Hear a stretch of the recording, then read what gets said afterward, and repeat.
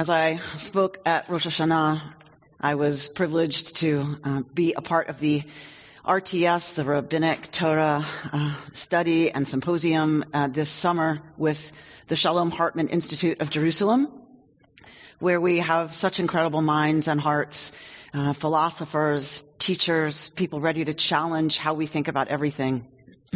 And one of those talks, these are world-renowned scholars, one of the talks that was really impactful for me this summer was given by our local colleague, Rabbi Ed Feinstein. He gave a talk that he called The Day After, and the title of his talk was based on the fact that Tisha B'Av is commemorated in the summer, right around the time that we were studying together in July. And Tisha B'Av is the day that we commemorate all of the catastrophes that have befallen the Jewish people, and unfortunately, they are many. So he gave this talk based on Tisha B'Av, and he said that the 9th of Av is a really important day for us as the Jewish people. It's a day that we confront the realities of what it means to be Jewish throughout history, including in our own time. Anti-Semitism, that unique kind of disgusting hate that fortunately we don't experience directly so much anymore. But that reality we confront on Tisha B'Av, on the 9th day of Av. And Feinstein's talk was about the day after. Because he said, while yes, there have been many, many crises that the Jewish people have come through, what he's interested is less the 9th day of Av, he's more interested in the 10th day of Av. Because it's the 10th day of Av that matters in the long term, for the long haul. It's the 10th, the 11th, the 14th, the 27th, the 31st. That's what matters when we talk about confronting serious challenges. So his talk the day after was really about the Jewish genius, he calls it, for resiliency. The Jewish genius for taking moments of crisis and turning them into moments of opportunity.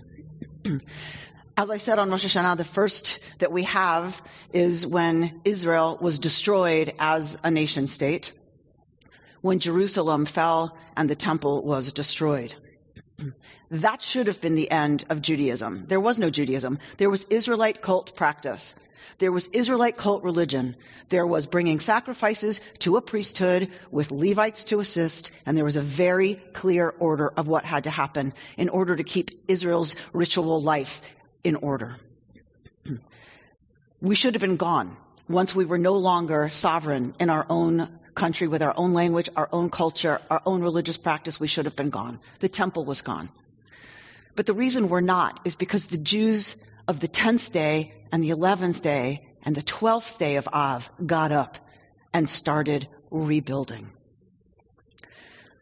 The Jewish people, Rabbi Feinstein said, demonstrates and manifests in the course of its history a particular genius for responding to catastrophe with creativity, for turning catastrophe into possibility and turning crisis into opportunity. That is a pattern you find in Jewish history all along the way. It is something to be celebrated and to be learned from. We as Jews love to tell a story of continuity, and that's true. That we start with Abraham and Sarah and Rivka, Rebecca and Isaac and Jacob and Rachel and Leah, Moshe, Isaiah, Jeremiah. We love the story of Jewish continuity, and we stand on the shoulders of the generations who've gone before us, of course. But Rabbi Feinstein was pointing out to us that there's another truth that runs absolutely contrary to that story, that narrative we tell of continuity. And that is the story of discontinuity. That there is a narrative about the Jewish people that if you look back through our history, it is very clear that we have come through many moments of huge discontinuity. And when you look at those books of the Jewish people that are the ones that become the tradition for the generations after they are written, when you look at the brilliant creations of the Jewish people in all kinds of disciplines, all of those books, argued Feinstein, came out of moments of radical discontinuity. The Tanakh as we know it, the Bible as we know it, was put together after the destruction of the first temple during the Babylonian exile. The Talmud is written. The Mishnah and Talmud are written after the destruction of the second temple. Rambam, Maimonides, and the philosophical tradition comes out of a confrontation with the ideas of the dominant Muslim culture in which the Jews were living. The Zohar, that book of Jewish mysticism, comes out of the Reconquista of Spain, and the Christian rule in the Iberian Peninsula, Hasidism, comes out of the absolute trauma and disaster of Sabbatianism and the Helmensky massacres. Zionism comes out of the failure of emancipation. All of these works, all of this way of looking at the world that then becomes integrated as a core part of Judaism, of a Jewish way of looking at the world and understanding our own tradition, all of those works come at moments of radical break and absolute crisis. Rabbi Bernstein reminds us that we are living through the mother of them all right now, and it's called modernity. Modernity has challenged every pillar of Jewish wisdom, being, and identity. You add in the historical events that we, in our own lifetimes, have been witness to. The Shoah, the Holocaust, the moment of our greatest destruction. The recreation of the State of Israel, our moment of greatest redemption. And the unprecedented freedom of Jews in the United States of America. These are all huge challenges to Jewish identity and a sense of continuity and a sense of stability. So that's a little bit about the Jewish reality. Anybody who's reading anything by any Jewish leaders knows that we're also very concerned that we're living in the 21st century with 19th century thinkers creating institutions and a system for a 20th century reality that we are still living with in the 21st century. I also did a lot of reading, like many of you, during the pandemic. Don't worry. I know you're a little panicked right now. It's okay. And you can't even go to the fridge. I know. So Thomas Friedman. I'm not reading as much as Rabbi Reuben, and this is just a smattering, but just reading as a person during the pandemic. Thomas Friedman, thank you for being late, talks about the fact that the pace of change has now outstripped the human ability to respond to those changes. That means the governments, the systems, the checks and balances, the safety nets, the things that need to be in place to help us deal with the pace of change right now, those things have not caught up. We have not caught up. And change is only getting faster. The pace is exponentially picking up. Johann Hari writes in Lost Connections about the ways that our disconnection from so many things is causing record numbers of suicide, depression, anxiety in the richest society in the history of the world. Our disconnection from meaningful work, from other people, from meaningful values, from status and respect, from the natural world, and from a hopeful and secure future in the richest country in the history of the world. Vivek Murthy, the Surgeon General, writes about the epidemic of loneliness that leads to a lot of this depression and anxiety. The epidemic of loneliness in our communities. Yuval Noah Harari, the Israeli author, has written Sapiens. He's written a book about the future, and in 21 Lessons for the 21st Century covers everything that feels like it is so seriously in crisis right now. From nationalism to equality to what liberty means to what is a world in life after truth. What do we do with how justice is applied around the world, including in our own country? Where are we getting our need for meaning to be addressed, not just texting back and forth with our friends on Facebook? We are living in what Feinstein calls the mother of all crises. As Jews and as Americans, we are living in a time of radical discontinuity. There is no book that addresses immediately what happened in the wake of the destruction of the temple. What there is the Mishnah. And the Mishnah, written after the destruction, is usually based, whatever the tractate of the Mishnah is based on a question that the rabbis are coming to resolve, because the memory of temple practice is starting to fade. The experts are gone. And so the rabbis want to get that down on paper and figure out what it means for us who no longer have a temple ritual. One of the examples is that we pray whenever sacrifices were offered in the temple. So what Feinstein asked us to do was look at one of those books of the Mishnah as what he considers to be the handbook of what we do when facing crisis. Moments of radical discontinuity like the time we're in, even times of catastrophe. And he says, if you look at one of those books, Pirkei Avot doesn't come to answer a question. Pirkei Avot actually is written with no prompting question. And so kind of like, what's the point? He says he believes this is the handbook, that these are the questions coming down to Yochanan ben Zakkai and those folks who are left to put the pieces back together into what we now know as Rabbinic Judaism. We sang it earlier, one piece of this that he believes is a teaching from the rabbis to us on how to address times like these that we're living in. Al shlosha devarim. Ha'olam, ha'olam omed. We sing it happily every time we have a hakafa here at KI. Al shlosha devarim, ha'olam, ha'olam omed. Al ha'torah, ve'al ha'avodah, ve'al gemilut chasadim. So this is something we sing because we celebrate the fact that what Feinstein says is we celebrate the fact that Judaism was completely reconstructed. When the temple was destroyed, the priesthood was destroyed, all of those rituals and rites and pilgrimage festivals and the Jews taxing themselves by taxing the produce of their agriculture, all of that was gone. Gone.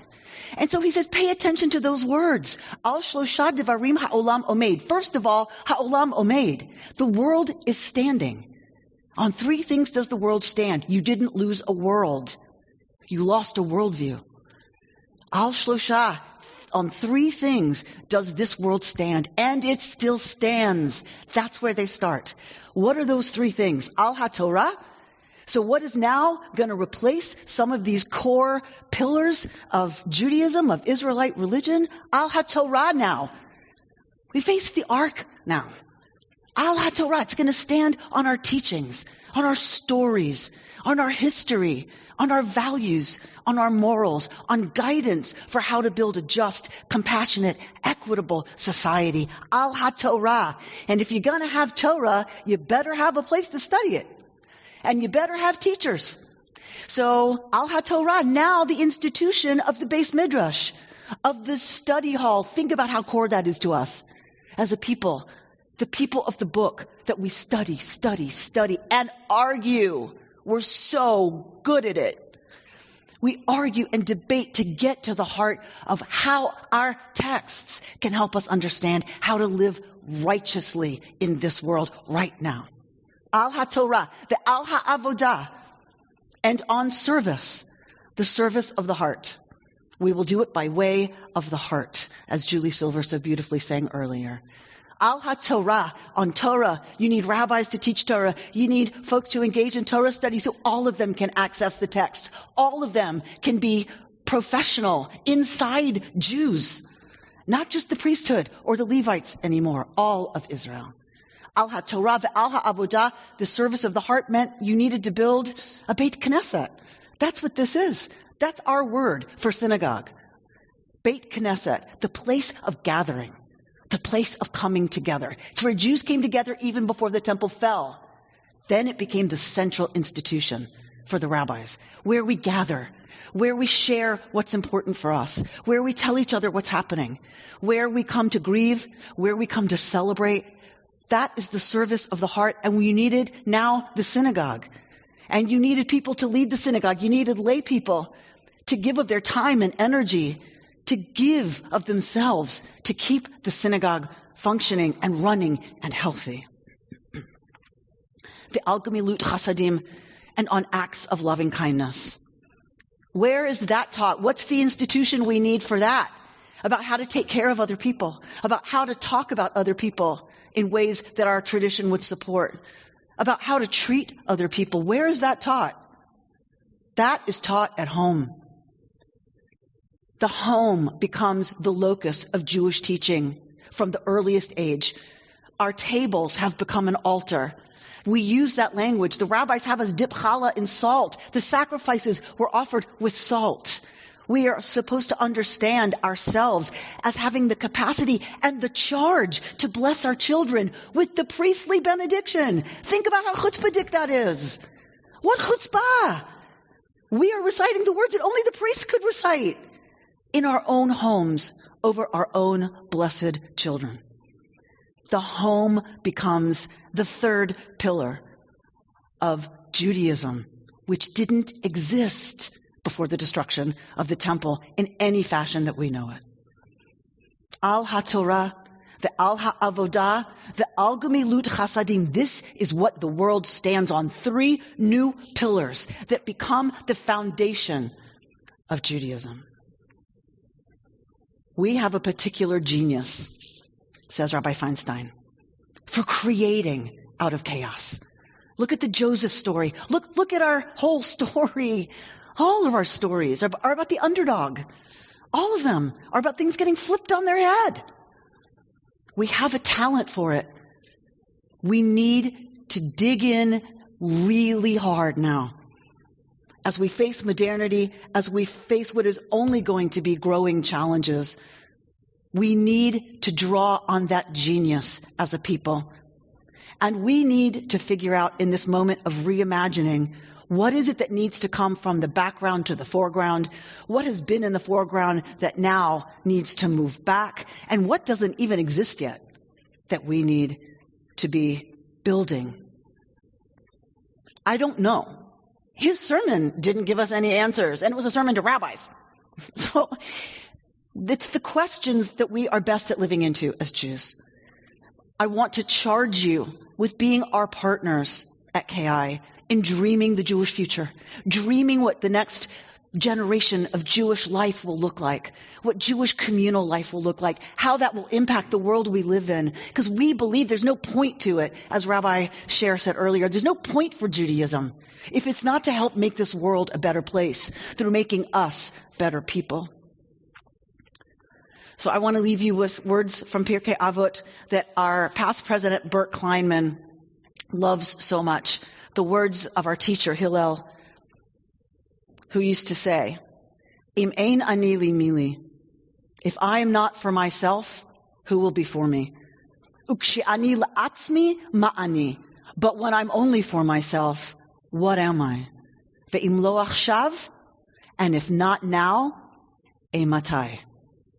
When? Our charge, according to Michael Strassfeld in this week's teaching that he shared with us, who get his teaching every week, said, Hayashan yitchadesh, ve'achadash yitkadesh. You are charged, we are charged with taking what is old and making it new. Ve'achadash yitkadesh, and taking what is new and making it holy. Shana Tova.